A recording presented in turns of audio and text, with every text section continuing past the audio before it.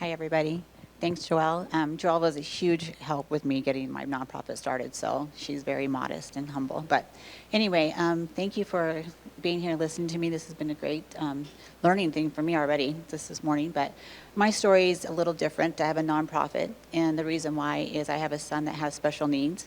He was born perfectly healthy and progressed just great. He had 6 months old. We went to a doctor and had his vaccinations, and 2 days later, he started having seizures. That progressed from having 3 seizures on that second day to over having 200 for 3 years that we couldn't get under control. So unfortunately, he never learned how to walk or talk, never progressed. He was kind of more like, even today, he's 18 and he's more like a 9-month-old. So he's able to scoot around and stuff, but it's been a long journey. And so the first 3 years were me working in the hospital with him, going to all the doctor appointments and doing all the things that I needed to do as a mother. And fortunately, I had a career that was able to help me be there. I was in mortgage lending, and so I could work from the room. But a lot of parents don't have that luxury. So he was about 3 when he had his last EEG, and that came out with 200 seizures that they recorded. I pushed the button 20 times. So he was seizing all day long. At that point, I decided to take him off all the medication that he was on. He was on like 20 different medications. I had my 401k was blown out. I went through that because I had to pay for therapies, and I had to pay for alternative medication because I wanted to replenish all the stuff that he was being robbed from with medical, with the normal medication. So I filed bankruptcy because of it. And it was just a journey. And I was a single mom. His dad left when he was 6 months old. So at that point, we fast forwarded to 2019. He was actually seizure free, it seemed like, for about 7 years. It seemed like it reset his system. I took him off everything. He wasn't progressing as fast as we would like him to, but he was progressing. And then in 2019, he had a breakthrough seizure, and we think it's because he was going through puberty. Then 2 days later, I had a grand mal seizure at Trader Joe's downtown, out of the blue. Didn't have any epilepsy, no history of it at all. And then about a month later, after having an MRI, I found out I had a brain tumor. And so my first reaction wasn't what's going to happen to me or even be fearful of if it's cancerous or non-cancerous or what's going to happen. My only fear was who's going to take care of Riley.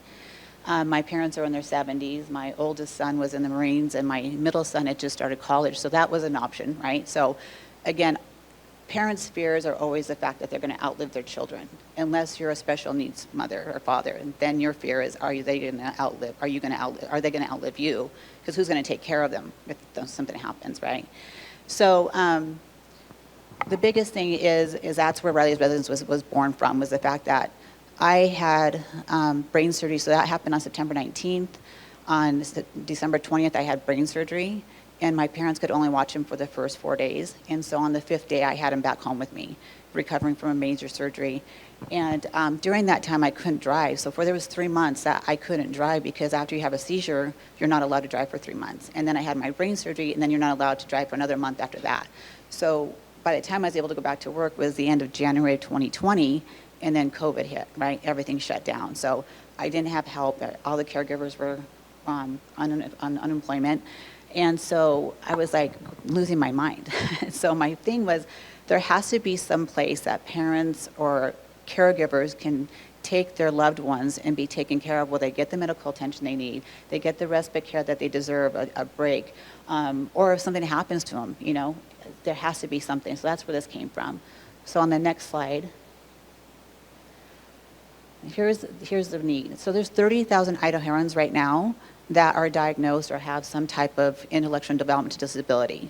That's just the ones that are registered through the state of Idaho that are auto-receiving students. There's a whole bunch more. When you're talking about 1 in 36 children now are being diagnosed with autism, they're not even registered yet because they haven't even got to that point of getting a diagnosis.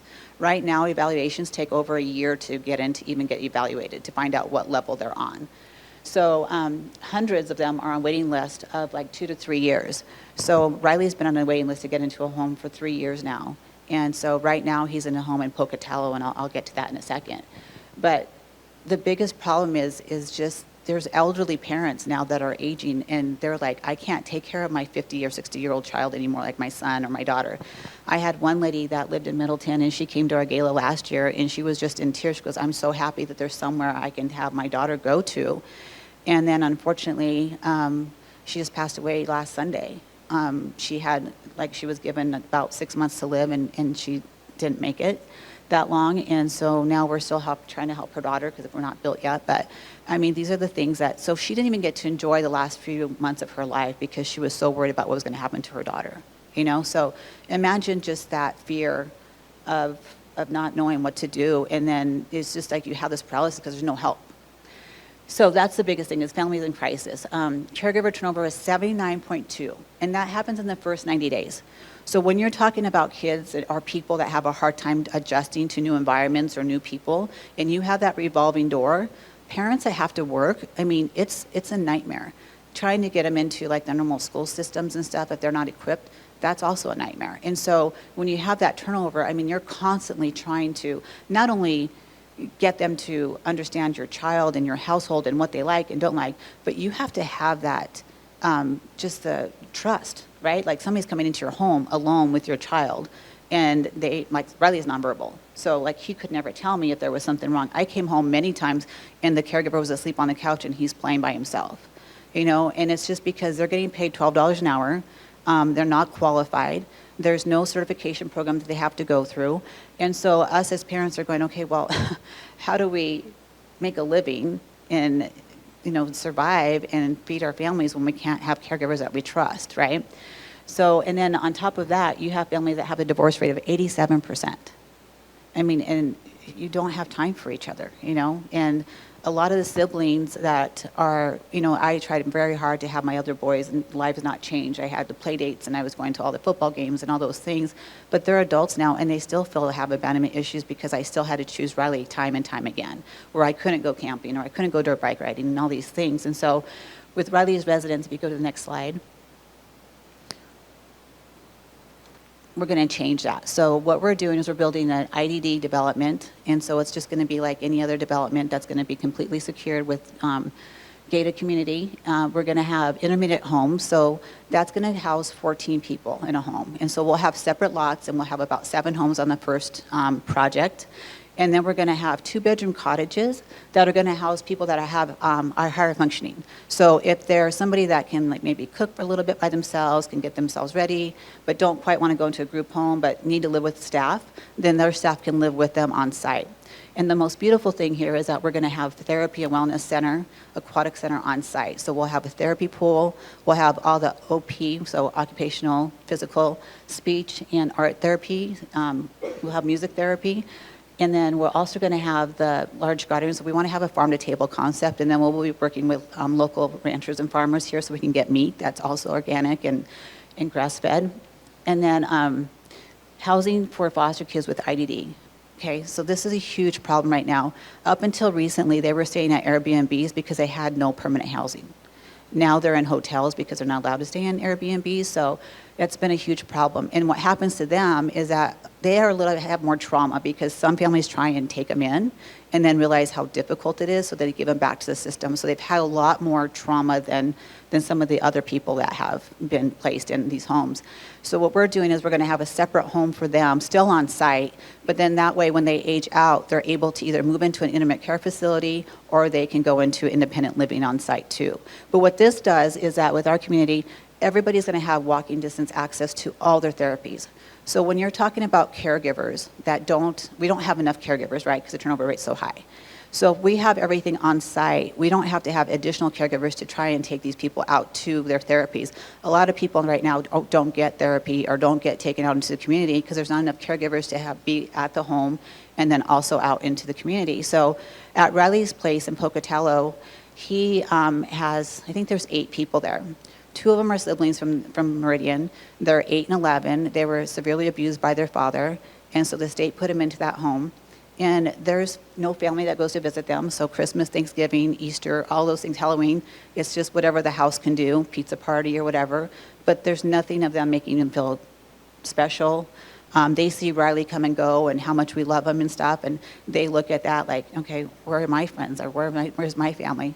It's gonna make me sad, sorry. Anyway, and there's another gal there that's in her 50s, and her mom passed away, and her sister's gonna go see her, so she gets angry because no, she doesn't get to leave. And so when we go there, she goes, will you please be my friend? And she always wants to take pictures with us and stuff. You guys, the isolation that these people go through is absolutely horrific. I mean, we experienced a little bit during COVID, right? When we couldn't go out and couldn't be with other people and stuff. Imagine feeling like that all the time, and there's nobody there for you.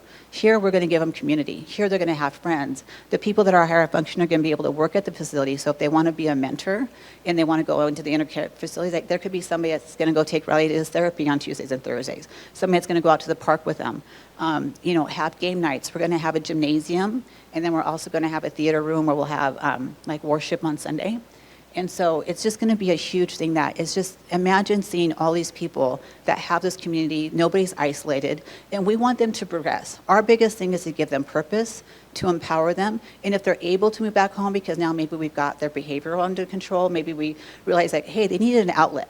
Their outlet was art. So you give them art at home, and now they're able to move back home. Or maybe they're able to move into a more independent living. That's our goal. Like, we don't want to keep them sick. We want to give them the best care that we can. So everything that we're going to do here is a more holistic approach. We understand conventional medicine needs to be in the picture a lot of times as well, but we don't want that to be the only go-to, right? So I have a lot of doctors, or I should say, specialists that want to be a part of this that do only holistic stuff. So that's our biggest goal there. So if we go to the next slide. We'll show you the video now of what it's going to look like. This is changing because we're unveiling it at our gala on the 13th, but this is with the Wellness Center, and we're going to have respite care. So respite care will be for people that need to have medical attention and want to check their child in or their loved one. Anybody that wants to just have 1 week in a month where it's a stay thing, like every week, 1 week in a month, we're going to have a break and we get to take our loved one there. We'll have that there as well. Okay.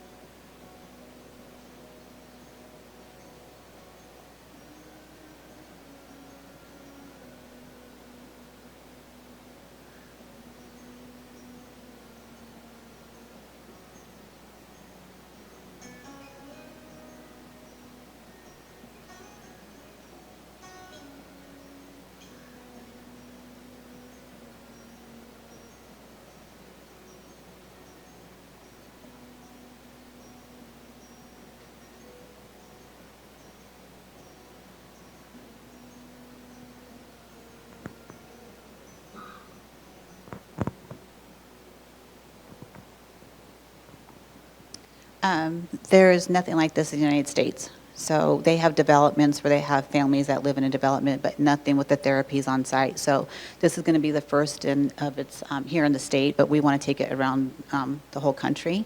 It's so desperately needed. A lot of people here in the state of Idaho are taking the children all the way over to the East Coast because somehow have more housing available out there. But with this, we want to do it here because we want to be able to have everything that they deserve. They should have on site. They shouldn't have to worry about how they're going to get there. Respite care, it's not available. I mean, it's super expensive. A lot of places don't reimburse them, so that's a big thing here too. So our long-term housing, it's going to be all ages. So when children turn 18, they become adults, and so they get more benefits. And so companies that have homes like this, intimate care facilities and things like this, they make more money when they're adults. So anybody that's under 18, a lot of them don't take them. Riley was in a house in Twin Falls, and they changed their business model because ResHab is more profitable. We're not doing this to retire. We have a very successful construction company. We're doing this to help other families. I mean, Riley is taken care of, but our whole goal is to help families not have to go through what we went through. When I put him in a home, it was devastating for me. It was a new load that I had never experienced before. I thought I was going crazy by doing it all by myself and not having a break. And then when I was faced with possibly putting him in a home and I made the decision to do that, I felt guilt, I felt shame, I felt I didn't deserve to go to the gym or go eat lunch or do anything. And so for 6 months, I was suicidal. I mean, I lost my identity as a parent. I lost my identity as a human being because I'm just like, how could I not take care of my own child, you know? But it's not that easy. So what we're going to have is the biggest thing is we're going to have counseling for not only the families in a transition period to where families can bring their children or their loved one to the facility and start doing activities so they get used to the facility, get used to having some new friends and stuff. And that way when they come in for respite care, it's already familiar. When they move them in there, it's familiar. So it's an easy transition. And then for our caregivers, we're going to start with the people in high school. So a lot of my caregivers that we've had have been phenomenal, and they've always worked in the resource room. So they have passion for it. Then they try and make a career out of it and realize very quickly that they can't because they're making $12, $13 an hour. So what we're going to do is we're going to have a volunteer program from high school age. They can put that on their resume, and then they'll go to college. We'll have an internship so they can also come and intern at our facility, and then hopefully they make a career out of it. So we've created a certification program, which is also a mentorship program. So the certification program, anybody that works on our site has to go through a certification program. But they're also taught how to be a mentor. So that means, like, how do we raise them up? How do we do the extra thing? How do we make them, empower them, give them purpose, and not just have them survive? We want them to thrive. So that program's super important to us. And we're actually going to do that for profit, so that we can use that money and have the caregivers get paid more. So all the money that program makes will go right back to these residents. So there's two sides to ours, and I have an investment pitch as well. So if you know anybody that's looking to invest, I'd be happy to talk to them. But that's going to be really big. Supports entire family, lowering divorce rate and stress, creates independence and purpose for residents, and then a model we plan to take nationwide, like I said. On the next slide. Oh, no. So how you can help. Sponsor, we have a gala every year, and we have a golf tournament. Donate, everything helps. A lot of people think that I can't go to this gala because I don't have thousands of dollars to bid on auction stuff. You don't have to have that. I mean, everything counts. $5 counts, So what we're doing now is we're talking to corporations, and instead of asking the corporation for money, we're asking, give us the opportunity to talk to your employees and see if they want to donate pre-tax. And so if it's $20 a paycheck, if it's $5 a paycheck, all that adds up. And that's more important because then it's not the company. We're all trying to recover from a recession, so I understand that. If you can't donate, volunteer. Volunteer, it can be grant writing, it can be getting meetings with other people, getting meetings with corporations. I mean, it all looks different. So whatever you're capable of doing, we would take it. Advocate. Everybody has a voice. So if you know anybody that has any kind of interest or has families that would be interested in this, we'd love to talk to them. Spreading the word has been super important to us. Again, just because there's nothing like this. So, yeah, that's it. Do you guys have any questions? Where can we buy tickets to it? It's right there actually in the brochure. Back there's a thing there. But thank you so much. I really appreciate it. Thank you, Michelle. So the gala is actually not this Saturday, but the next Saturday. There's still time to get tickets to that. It's going to be actually a really fun time, along with being just something really meaningful and very purposeful. I'll actually be there. I'll live paint. We have a lot of amazing auction items, and I'll be donating a live painting that I do to that. So yeah, still time to come and support. Also, okay, so we have lunch next. I made lunch for y'all because it's really important to me. When I go to conferences, I don't want to like go off and get lunch and then rush back. I want to take time to like get to know everybody and talk to everybody. So I made lunch for everybody so we could all be here, get to know each other, talk to the people you didn't get a chance to talk to. I do need just a couple minutes to set up, but lunch will be ready for you guys soon. So thank you for being here.